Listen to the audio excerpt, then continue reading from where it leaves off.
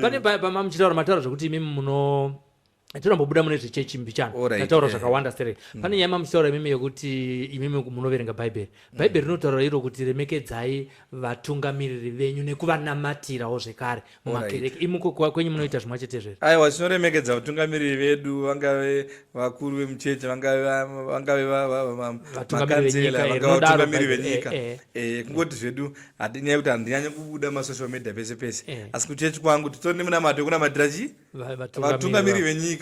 Semunamato wekunamatira nyika futi kuti dzikame pese nguva nenguva. Saka munonzwa sei, ndakuisai paspotlight, munonzwa sei imimi kana nyaya yakabuda nezuro pasocial media izvezvi yatekeshera nemwanakomana wedu anonzi Holiten Mukudze akabuda achitaura iye nyaya yekuti ndoda kuvapedzera mutungamiriri wenyika pamwe chete nevana vavo nemusangano wavo wese havana zvavanombondiita. Kana vana vechidiki vachibuda vachitaurawo mashoko akadaro, imimiwo komenti yenyu semunhu waMwari munotiwo kudii? Dai anga ari mumwe munhu ndainyanya kupinza komenti, asi kwazvabva manje pakuti Holiten mukomana ane dambudziko mupfungwa dzake nenyaya yemadrugs anotora. Saka muri kuona makamona achitora here? Ndiri muprofita akamufanira kubvuma zvandikutotaura. Ane madrugs anotora, saka akambotukana mudiwa vhudhu akati mhinga aspoirisa nana ola vese atuka vamwe vanhu vaakatuka pamhepo, akatuka achitaura zvekuti kana chechi yakazopinda akationa vanhu vemuchechi imomo vakabata makondomu muchechi. Anongotaura munhu Holiten, yes, kwana ibetenjo munhu yaye anongotaura kuti anoda kudiscourage vamwe vanhu. So anoimbira munyika kutungamirira, obva atuka vatungamiriri vacho venyika nevanomutungamiriri ofuchana chaakatadzirwa. Munhu atore dambudziko iye pachake. Isu sechechi yedu tinoremekedza vatungamiriri vechechi nekuti tinoremekedza vatungamiriri venyika. Imsori pamati hapana chaakatadzirwa, munopfuurira henyu mberi. Pamati hapana chaakatadzirwa, iye ari kuti vakanditorera imba, vakatibuda muimba yavakandipa. Vakatibuda muimba yavakatipa menguva duration, because everything has got a grace period.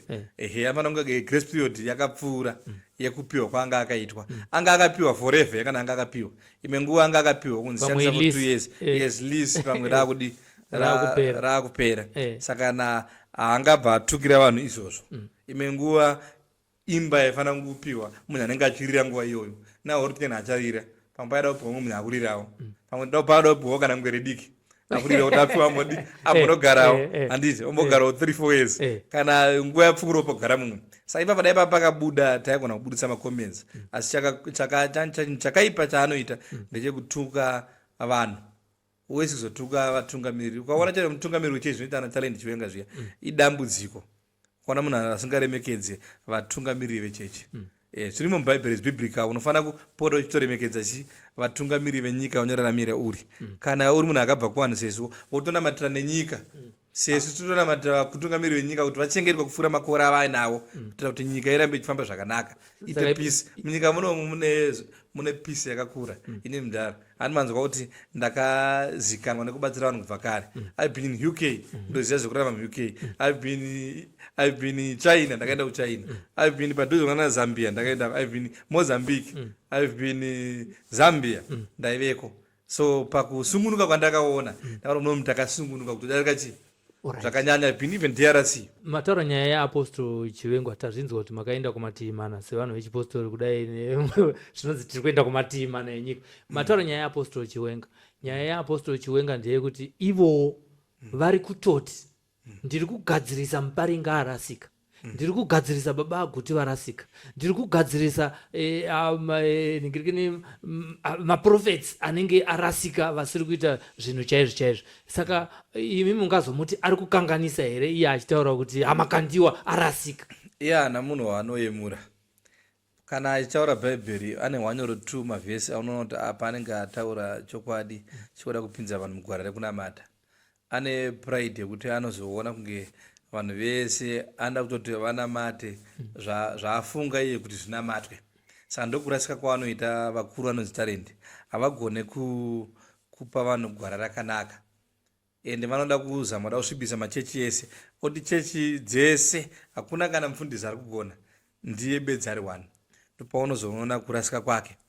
Imwe nguva anenge ari right pashoko raMwari, asi panyaya dzoda kubata vakuru vemachechi nekuda kuzobata vakuru venyika achiti vakaipa haana zvaanenge achiita kamukatomuona mutoona kuti munhu anorasika iye pachake mukada kuzvitarisisa kana kuri kunzi upenyu iye is a political guy iye murume uyo simba rekutonga anaro but anoshaya ane pfungwa dzekuda kutonga ane pfungwa dzekuda kutonga but haakwanisi kugamuchirika kuzanu-PF nekuti kuzanu-PF kunogamuchirikana nehuno saka na simba rekuda kutonga anaro iye uya ndowane kuti anytime akazowana nomusapota anotoda kutozoita chero pati yake chaiyo ndopapa kuda kuya mubvunzo pati yake chaipfungwa dzake ka anenge aida kutozoti mapolitical parties ese hapana anogona ndindogona saka na haana hake vanhu vanogona kumutsigira but pfungwa dzake iye mashorero anoita mapolitical parties ese anenge aida kutozozita kunge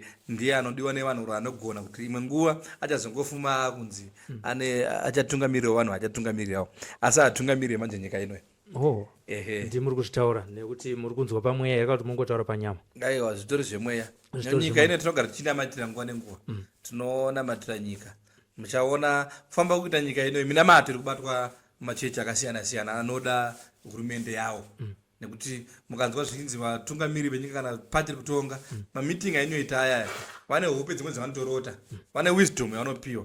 You can't be a president usina wisdom. So mukada kutaridza our visionary leader wedu now is president na Chiwenga nevamwe vese vanovapoteredza vane uchenjeri hwanofamba nahwo varume vaya Mwari anotaura nawo mavari mapaona saka na vanhu ona munhu anongomuka obvango atotuka otodiscouragea pfungwa dzavo munhu iyeye ane dambudziko rakakura riri mari.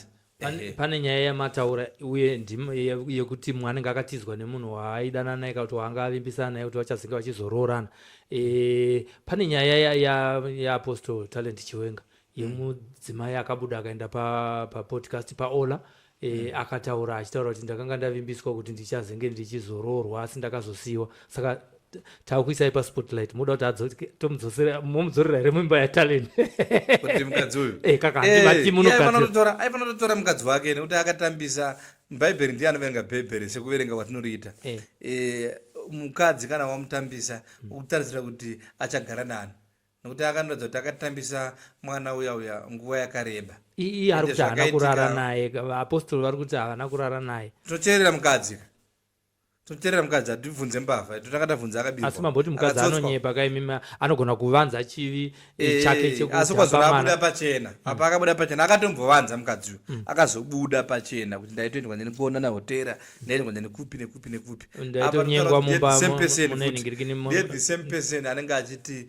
ini ndakarurama vamwe wese Imhombwe vanotadza vanodiya achituka ana magaya achituka ana makandiwa achituka nezinezi anenge akatomboparidza akati Marimo wekuhetikirife imbavha wachireva imimi achireva inini maita sei papa aingoparidza izvozvongoti kuhetikirife kune mumwe ari apo mamusina mbomutaurawo ndakatombomutaura ndakazongonzwa audio akutotaura kufuda Marimo ariko anoitawo zvanoita Marimo inganga wati ivo vari kuti noini handisinganga vari kutiwo muchechi mavo vari kunamatira sekushandisa kwavanoita bhaibheri shoko raMwari vari kunamatira kuti muve nemavhijins chete aiwa mazuva ano nenguva yatakufambidzana naye vanhu vari kutamba chevari kumagrade 6 nenyaya yekuti mazuva ano kwane takurarama modernized life yekuti vanhu vane mafoni vane chii vari kuona zvakasiyana-siyana vana nechikafu tavakumbidza vakura saka na zvakadaro ka zvinoona mbozvisiya pashow inoyi pari pamwe patisingagona kusiya pekupedzisira ndepekuti tiri kuti isusu munhu ari kuti muchechi yedu munofanira kunge muine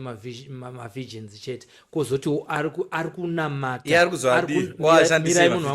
ari kunamata kuti vanhu vanouya kuchechi kwake vave kana kuti maybe vanokurira muchechi saka zvikora kuti here pane vanotendeuka ndoziva kuti haisi chechi vanotendeuka vacho ndo vamuri kutaura ava vakatambiswa vachiri vana vadiki saka Mwari ari kuda vanhu vese vakarasika ndo vanhu vacho vakarasika zviri kureva here izvi kuti vanhu vakadaro havana mukana wokuti vanzi vapinde mumachechi avo vazoroorwa kana kuti vakura vasiri handizozii nekuti church like Pentecost yaka I think is based on doctrine rake iye ndokuti church mapentecost ari based kuti kanda kwajaja tafana kutanzwisa doctrine remukuru wechechi nerechechi raanopreacha to the people ndizvo so maitiro anoita Chete Chiwenga hatigone kuti titi ndo zvinofana kuita machechi ese nekuti iye wacho ane zvaari kutenda zvaari kuita iye nekuti ari pakondema zvitendero zvese oti chitendero chake maitiro ake ndo anoita bedzi asi anenge achirasika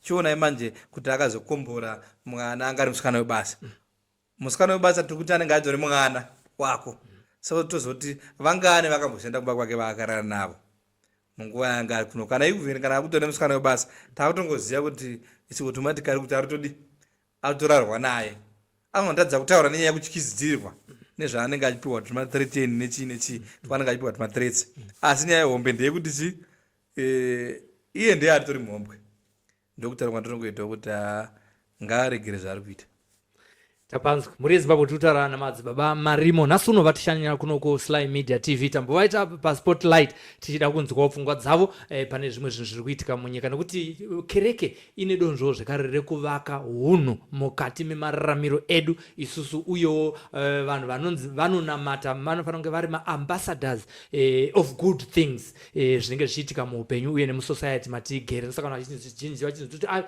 mwana uyu kurasika kwaita dai anga ari kuchechi pamwe hunhu hwake hungadai huri hunhu chaiwo saka tamboenda kunyaya but nyaya yatavinga panapa inyaya yekuti vanhu vawane zambuko mukati mezvavatambudza makore akawanda inova ndo nyaya yauya naMadzibaba Marimo muchazotiregerera kuti tazinge takuvabvunzawo dzimwe nyaya asi nyaya yavauya nayo panapa ndeyekuti vari kuyambutsa vanhu vane matambudziko akasiyana siyana